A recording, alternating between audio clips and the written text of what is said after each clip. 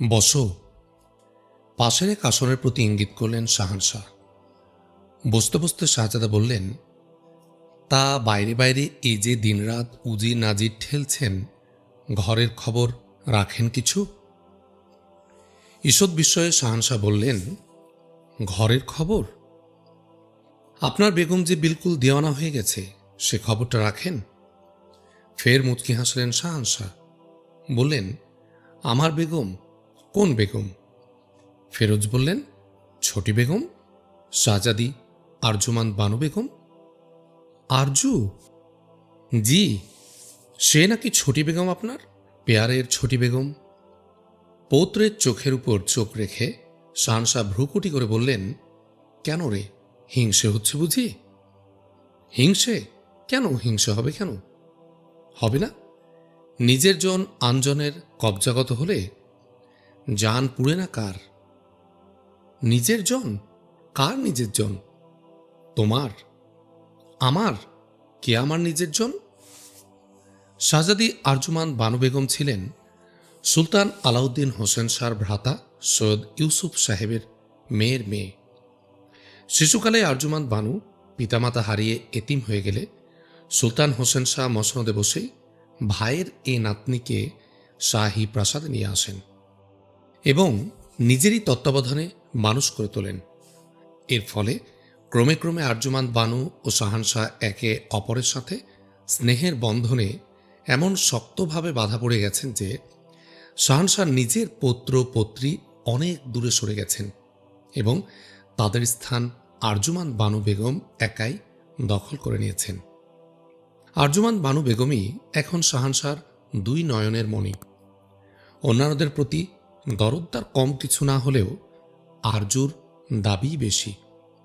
নিজের নাতি শাহজাদা ফিরোজ শাহর সাথে এই আরজুমানকে নিয়ে সুলতান হোসেন শাহ রসালাপে রত ছিলেন।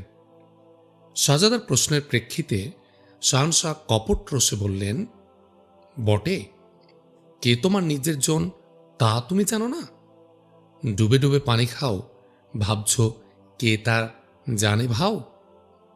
আমরা বুঝি চোখে সবাই ঠুলি দিয়ে আছি না? দাদু, ভয় নেই, ভয় নেই, কেড়েও নেব না, গিলেও খাব না।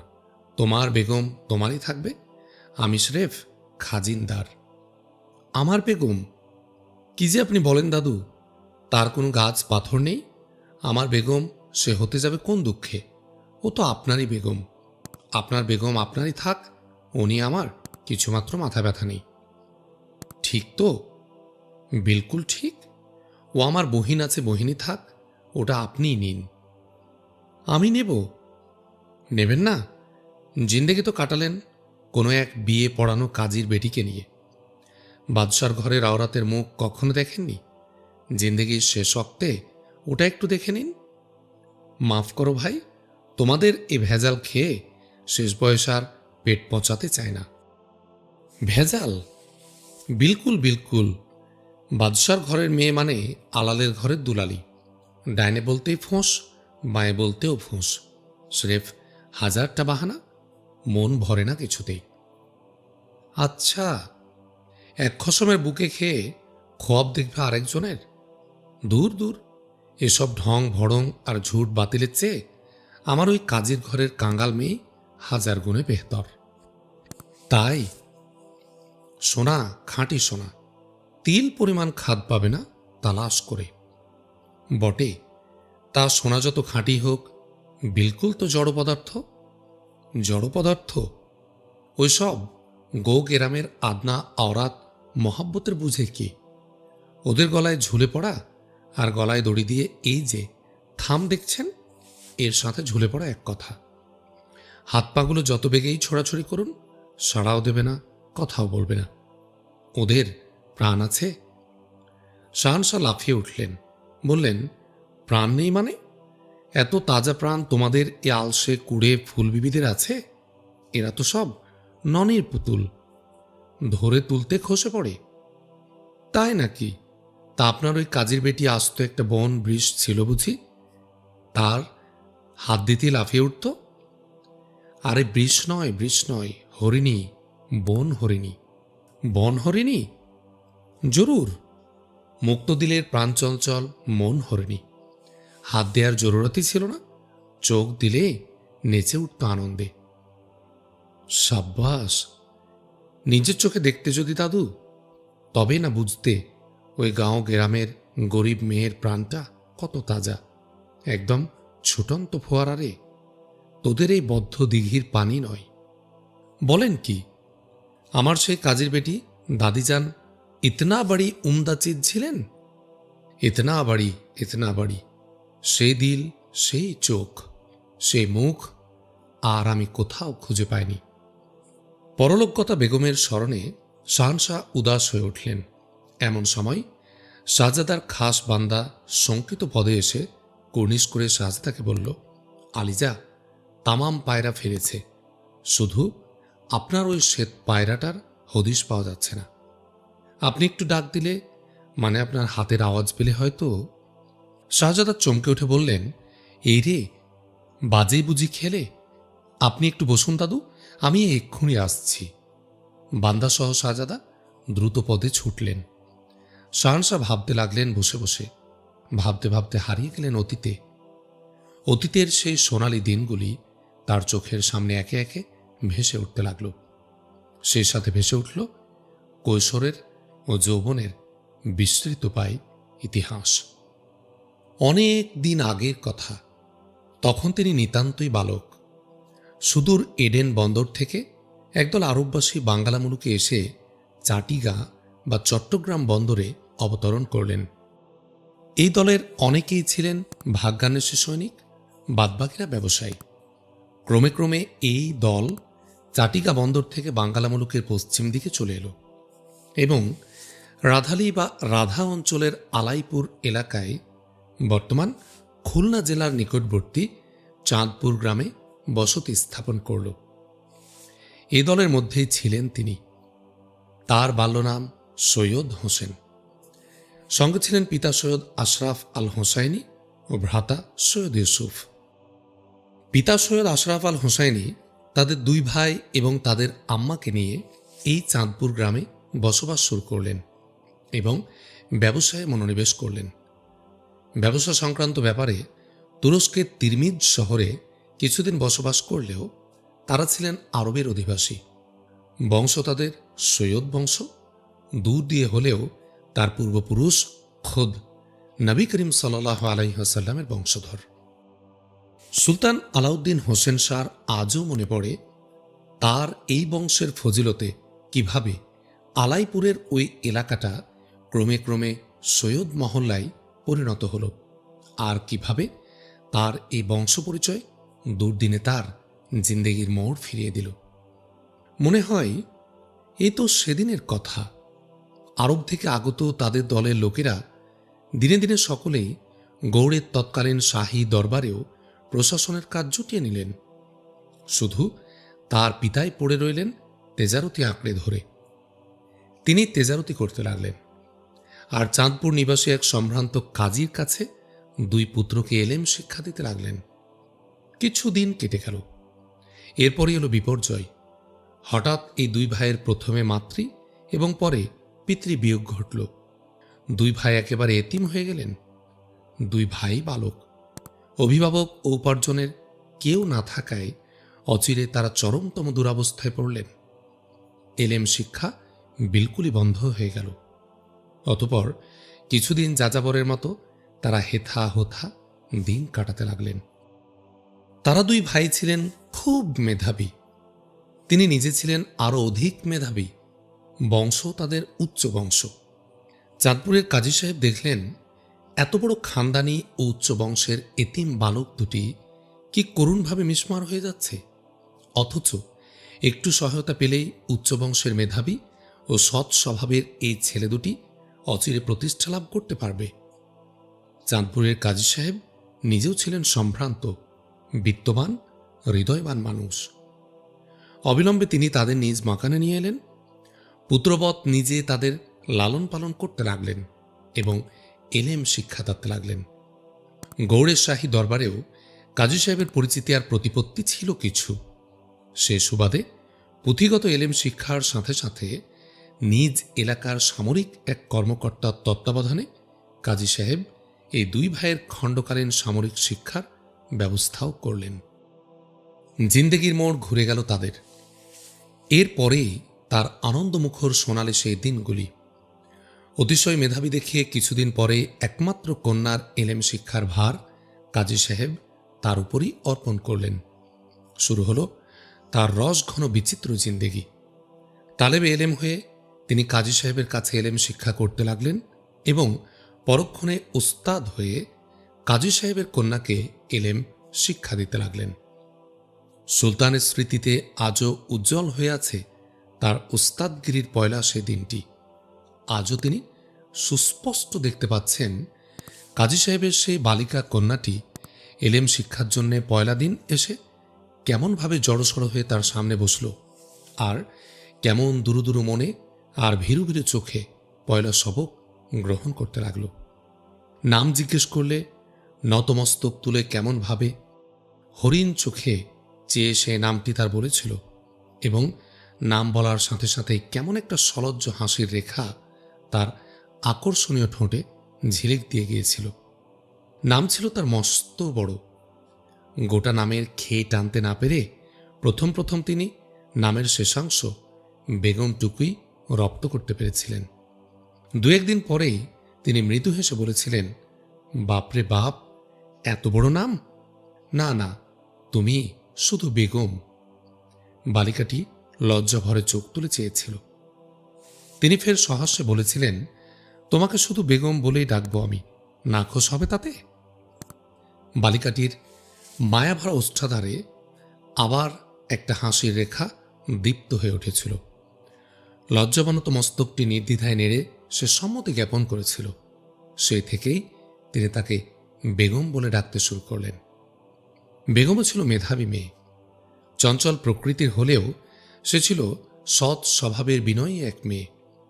অল্পদিনের মধ্যেই তার এলেম শিক্ষা দ্রুত উন্নতি ঘটতে লাগল এবং অল্পদিনের মধ্যেই সৎ স্বভাবের এই দুইটি ছেলে মেয়ে একে অপরের কাছে একান্তই আপন হয়ে গেল।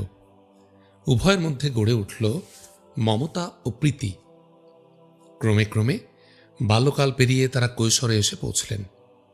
বয়স যত বাড়তে লাগলো তার প্রতি কাজী কন্যা বেগমের মমতা প্রীতি ভালোবাসায় রূপ নিতে লাগল এবং দিন দিন সে ভালোবাসা শুক্লপক্ষের চন্দ্রবৎ বৃদ্ধি পেতে লাগল। এই দুই কিশোর কিশোরীর মধ্যে গভীর এই সম্প্রীতি লক্ষ্য করে কাজী সাহেব এবং তদীয় পত্নী নাখোশ কিছু হলেন না, বরং কখনো কখনো তারা আড়ালে আবডালে মুখ টিপে হাসতে লাগলেন। শেষ পর্যন্ত অবস্থাটা এমন এক পর্যায়ে এলো যে তার একদিনের অনুপস্থিতিও বেগমের কাছে পীড়াদায়ক হয়ে উঠতে লাগল। বেগম ছিল হাসি খুশিতে ভরা চঞ্চল প্রকৃতির মেয়ে, কিন্তু প্রেম প্রণয়ের ব্যাপারে এসেছিল খুব চাপা। তার সাথে কপট কলহ করতে এসে খুব একটা ভালোবাসত। নানা প্রকার বায়না ধরে তাকে জব্দ করে তৃপ্ত পেত, কিন্তু চরম মুহূর্তের সময়ে তার প্রতি দরদ এসে বিহ্বল হয়ে পড়ত। তাকে সে জব্দ করতে চাইত বটে, কিন্তু তার এতটুকু দুঃখ কষ্ট, তার কিঞ্চিত বিপদ আপদও সে সহ্য করতে পারত না। বাপ্পায়ের দেয়া নিয়মিত খাদ্য আহারের বাইরেও সে প্রকাশ্যে ও গোপনে অহরহ এটা ওটা এনে তার সামনে হাজির করত এবং জোর করে হলেও তাকে সেগুলো খাইয়ে তবে সে তৃপ্ত হতো। তার কাছে বেগমের আবদারের অবধি ছিল না, কিন্তু সে আবদার পূরণ করার কালে তার গায়ে কাঁটার আঁচড় লাগুক তা সে কশ্চিন কালেও চাইত না। শাহানশাহর আজও মনে আছে, কিঞ্চিত জেদি ওই কাজীর বেটির দিলে ওই কিশোরী বয়সে তার প্রতি কি দরদটাই না ছিল। একদিন সে বায়না ধরল, কুল নামিয়ে দাও। বাড়ির পেছনে অত্যন্ত উঁচু এক কুলগাছে অসংখ্য পাকা পাকা কুল ছিল। কুলগাছের মাথা থেকে একটা প্রকাণ্ড ডাল ফলের ভারে নিচের দিকে ঝুঁকে এসেছিল। কুলগুলোকে একান্ত নাগালের মধ্যে দেখে সে বায়না ধরল, কুল নামিয়ে দাও। তিনি তাতে অসম্মতি জানালে কিশোরী বেগম বিপুল বেগে হাত পা ছুটতে লাগল। নিরুপায় হয়ে তিনি তখন গাছে চড়তে লাগলেন। ক্রমেই তাকে উঁচুতে যেতে দেখে বেগম ভীষণ আতঙ্কিত হয়ে উঠল এবং আতঙ্কে ভরে বলল, ও কি, অত উঁচুতে যাচ্ছ কেন?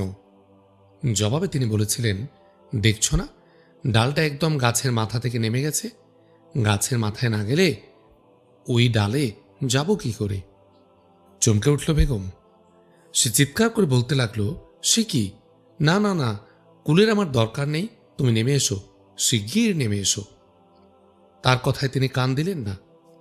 গাছের মাথায় উঠে নির্দিষ্ট সেই ডালে গেলেন এবং ডালে গিয়ে শক্ত একটা ঝাঁকুনি দিতেই বেসুমার পাকা কুল জমিনে এসে পড়ল। কিন্তু হিতে হলো বিপরীত, একটা কুলও বেগমার হাত দিয়ে ছুঁইল না। ক্ষিপ্তভাবে পা দিয়ে তামাম কুল দোলে মধ্যে একাকার করে দিল। গাছ থেকে নেমে এসে প্রশ্ন করতে সাপের মতো ফুঁসে উঠল বেগম। সে মুখ তুলতেই তিনি দেখলেন বেগমের দু চোখ ভরে গেছে পানিতে। সেই পানি ঠেলে বেরিয়ে আসছে আগুন। মুখমণ্ডলে তার নিদারুণ আতঙ্কের ছাপ। সে ফুঁসে উঠে হাত পা ছুঁড়ে বলল, নিষেধ করা সত্ত্বেও তুমি ওই অত উঁচুতে কেন গেলে? কেন গেলে? জবাবে তিনি বলেছিলেন, বাহ, অত উঁচুতে না গেলে কুল নামাবো কি করে? সে বলেছিল, ওখান থেকে পড়ে যেতে যদি? তিনি কৌতুক করে বলেছিলেন, তো কি আর হতো, মরেই না হয় যেতাম। এই কথা বলাতে সেদিন বেগমের চোখে মুখে যে আতঙ্ক দেখেছিলেন, তার চোখে মুখে যে বেদনার ছাপ মূর্ত হয়ে উঠেছিল, তেমনটির তুলনা আর তিনি কোথাও খুঁজে পাননি। গোস্বায় ফুলতে ফুলতে ঘরে ফিরে সেই গোটা দিন সে ভালো করে কিছু খেতে পারে না এবং পরপর কয়েকদিন কেন তাকে গাছে উঠতে বলে সে এই মর্মে আফসোস করে কাটায়। আরও এক ঘটনার কথা তার মনে পড়ে। এই ঘটনার বেশ কিছুদিন পরের কথা। বেগম তখন কুল নামানোর এই ঘটনা বিস্তৃত হয়ে গিয়েছিল। কোনো এক কারণে তার হাতে পায়ে বিস্তর ধুলিবালি লাগে। শানবাঁধা পুকুর ঘাটে নেমে হাত পা ধুয়ে সাফ করছিলেন। ঘাটের পাশে কতগুলো তরতাজা পদ্ম ফুল ফুটেছিল। বেগম এসে বায়না ধরল, ওই ফুল তুলে দাও তাকে। একদম পাড়ের কাছেই ফুল। অল্প পানি বোধে তিনি ফুলের কাছে এগোতে অথই পানির গভীরে হঠাৎ তিনি তলিয়ে গেলেন। পদ্মলতার দামাকল ফেড়ে তার ভেসে উঠতে বিলম্ব হল কিঞ্চিত। এতে করে এই বেগম যে কাণ্ড করে বসল তারও নজির বিরল। ডুবে মরল বলে সে চিৎকার দিয়ে পড়ি মড়ি করে এক বুক পানিতে এসে নামল। চিৎকারে আতঙ্কে পাড়ার মানুষ ঘাটে এসে জড়ো করল। তিনি সাঁতার দিয়ে পাড়ে এসে না ওঠা অবধি বেগমের কান্না আর চিৎকার বিরতি কিছুই ঘটল না। এরপর সে নিজে যখন উঠে এলো পাড়ের উপর, তখন তার শরীরে কাঁপুনি যেন আর থামে না। এভাবে পরস্পর পরস্পরের দিলের সাথে একাত্ম হয়ে দিনে দিনে তারা এসে যৌবনে পদার্পণ করলেন। স্বাভাবিক নিয়মে বেগমকে তখন পর্দার মধ্যে আসতে হলো এবং বাইরের জগৎ ছেড়ে অন্তরালে এসে আশ্রয় নিতে হলো। কিন্তু অন্তরালে থাকলেও তাকে সে আদৌ কিছু ফাঁকে ফারাকে রাখল না।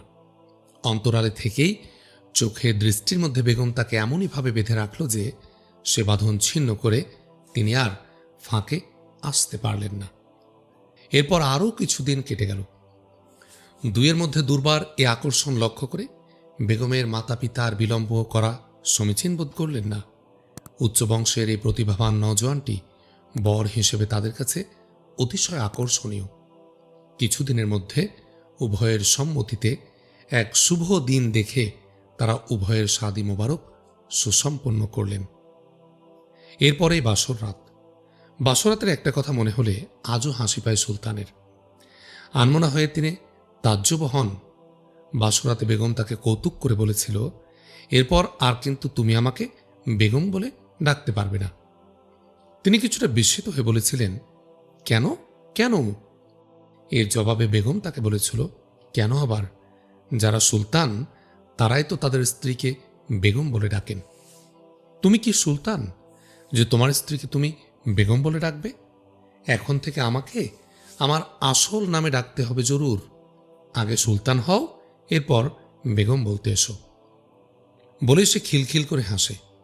বেগমের এটা একটা নিতান্তই কৌতুক ছিল। কৌতুক বোধেই তিনিও সেদিন হেসেছিলেন। সেদিন কি তিনি কল্পনা করতে পেরেছিলেন বেগমের সেই কৌতুকটাই সত্য হবে একদিন? কাজীর বাড়িতে লালিত পালিত এতিম সেই সৈয়দ হোসেন তামাম বাঙ্গালার সুলতান হবেন একদিন।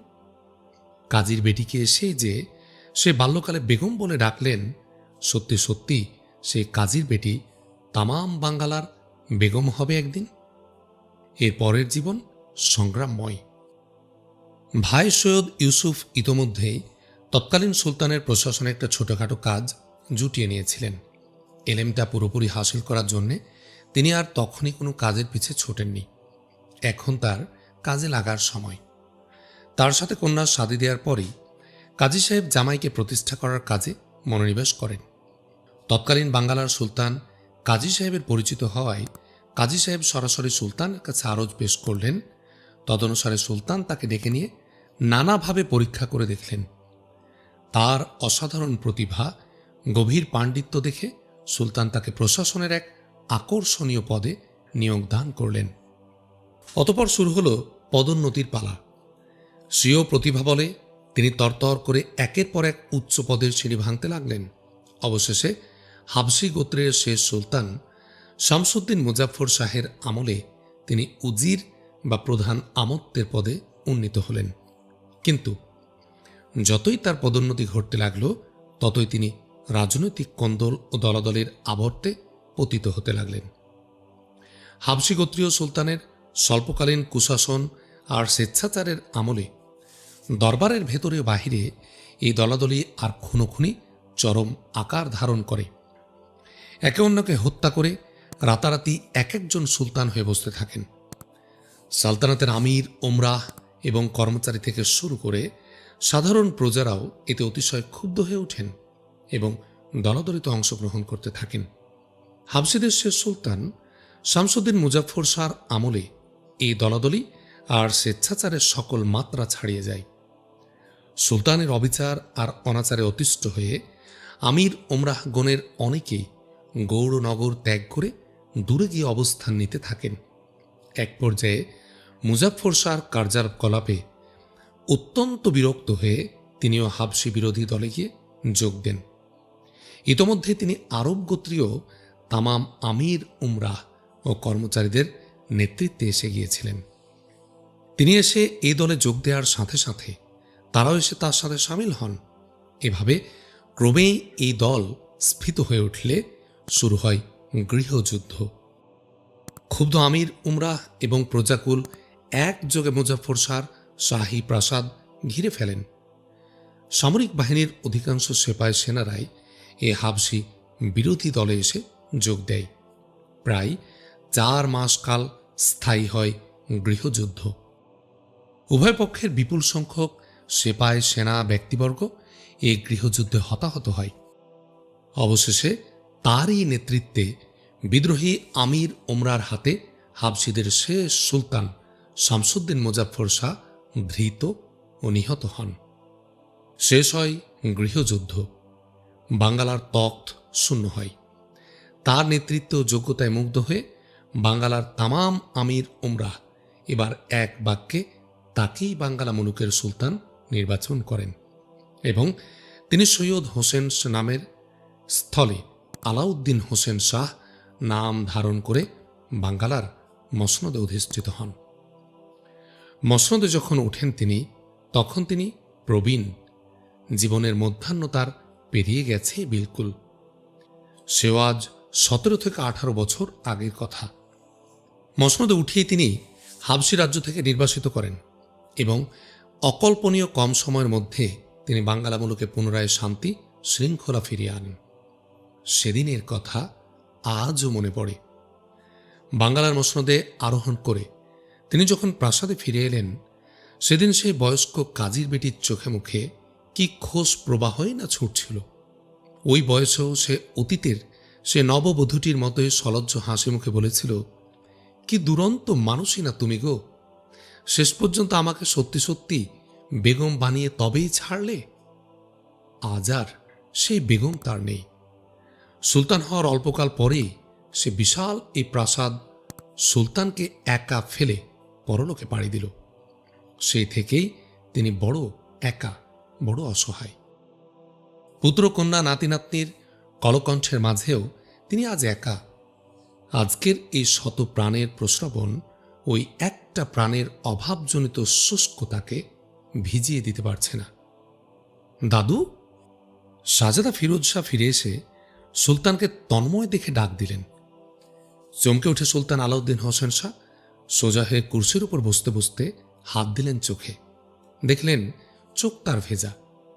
নাতির অলক্ষেই তিনি ক্ষিপ্র হস্তে চোখ দুটি মুছে নিলেন এবং থতমত করে বললেন, হ্যাঁ, কে? ও তুমি, মানে ছোট সাহেব?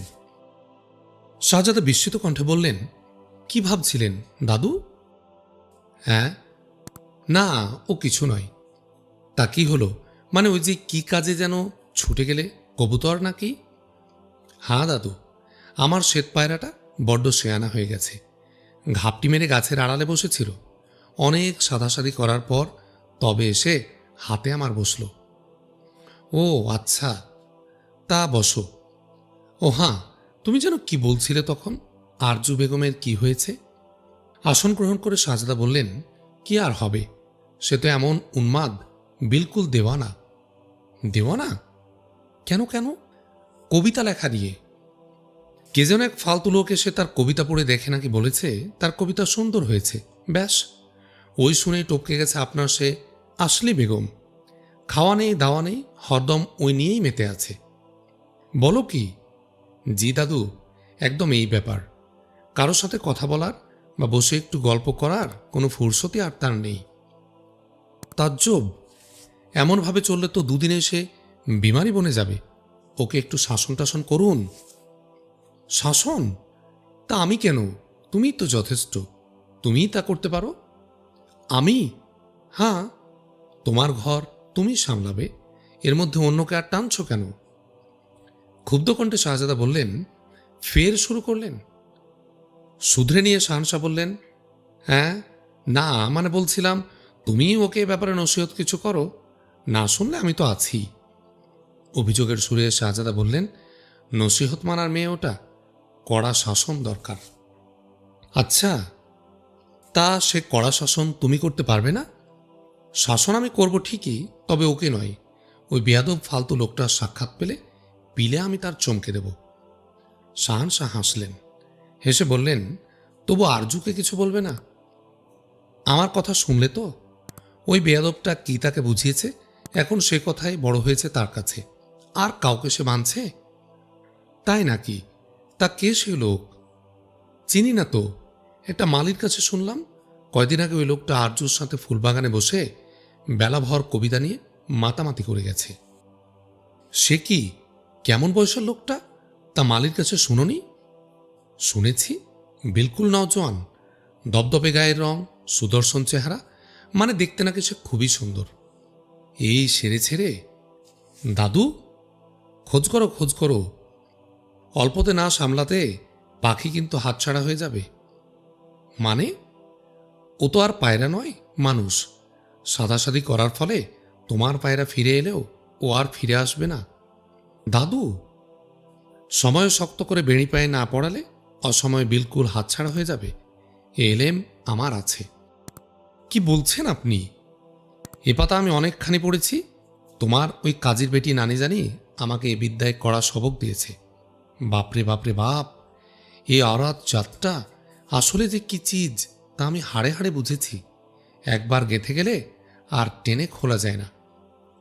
অসহিষ্ণু হয়ে উঠে শাহজাদা বললেন, আরে দুত্তরি, আপনিও ওই একই দলের বদ্ধ পাগল। হ্যাঁ, কথায় আমার কোনো গুরুত্বই দিলেন না। ইতোমধ্যে মাগরিবের আজান শুরু হলো। ধর্মর করে উঠতে উঠতে শাহানশাহ বললেন, দেব দেব, জরুর দেব। কোথাকার কোন বুনো মোষ এসে ক্ষেতের আমার পাকা ধান খেয়ে যাবে, এটা আমি বরদাস্ত করব ভেবেছ? কক্ষনো না, কক্ষনো না। শাহজাদা সঙ্গে সঙ্গে ব্যস্ত কণ্ঠে বললেন, আর ওই আরজুটা, ওর পাগলামির কোনো বিহিত করবেন না? হ্যাঁ হ্যাঁ হ্যাঁ, ওর পাগলামিও বিলকুল আমি ছুটিয়ে দেব, দেখে নিও। খোদ সুলতান এই প্রাসাদে বিদ্যমান থাকতে প্রাসাদের কেউ সাধ করে পাগল হবে, এত বড় সাহস? এ সাহস আমি চুরমার করে দেব না। এসো এসো, আগে নামাজ আদায় করি এসো। বলতে বলতে শাহানশাহ দ্রুত পদে সিঁড়ির দিকে ছুটলেন। বিব্রত শাহজাদা ব্যঙ্গোক্তি করে শাহানশাহর পশ্চাধাবন করলেন। শাহী প্রাসাদের এক পাশের এক পথ, প্রাসাদ ঘেরা প্রাচীরের কোল ঘেঁষে পরিষ্কার পরিচ্ছন্ন এক রাস্তা, শাহী প্রাসাদ পাশে রেখে রাস্তাটি বরাবর ঝিলের দিকে গেছে। প্রাসাদ ছেড়ে কিয়দ্দূর এগোলেই ছোট্ট এক আমবাগান, এরপরেই খোলামেলা ময়দান এবং তার পাশেই ঝিল। ঝিলের পাড়ে ফাঁকা ফাঁকা ছোট বড় কয়েকটি সরকারি বাসভবন। ওই আমবাগানের ভেতর দিয়ে রাস্তাটি সরাসরি ঝিলের ঘাটে এসেছে এবং সেখান থেকে দুই ভাগ হয়ে দুই দিকের বসতের দিকে গেছে। ঝিলের ঘাটে হারওয়াক রং বেরঙের বাজরা থাকে। মোতায়েন শাহী পুরুষ ও পরিবারবর্গের নৌবিহারে ব্যবহৃত হয় বাজরাগুলো। উল্লেখিত এই পথে লোক চলাচল সীমিত। ঝিলের পাড়ে বসবাসকারী সরকারি লোকসহ নৌ ভ্রমণে আগ্রহী শাহী মহলের লোকজনেরাই এই পথে গমনাগমন করেন। এই কারণে রাস্তাটির প্রায়শই যত্ন নেওয়া হয়। বাইরের লোকের চলাচলের এটা কোনো পথও নয়। নিতান্তই প্রয়োজনে দুই একজন ছাড়া বাইরের লোক এ পথে চলেও না বড় একটা। আল আজাদ এমনই একজন ঝিলের পাড়ের বাসিন্দা। খাওয়াজগি শিরওয়ানি সাহেবের ঝিলের পাড়ের মাকানে তিনি থাকেন। মুন্সি সাহেবের তলব পেয়ে আল আজাদ দুসরাবার এই পথে প্রাসাদের দিকে যাচ্ছেন। সাথে আছে শাহী মহলের হুকুমবরদার বৃদ্ধ কুদরত খাঁ। কুদরত খাঁ খাওয়াজগি শিরওয়ানির নিজ এলাকার লোক, তার পরিচিত ও অনুগত। এই সূত্রে শিরওয়ানি সাহেবের মাকানে যাতায়াত আছে কুদরত খাঁর। আজও সে সেখান থেকেই ফিরছে। আল আজাদকে সঙ্গে পেয়ে একত্রেই পথ চলছেন দুইজন। আমবাগানের মধ্য দিয়ে গল্পে গল্পে তারা আনমনে এগোচ্ছেন।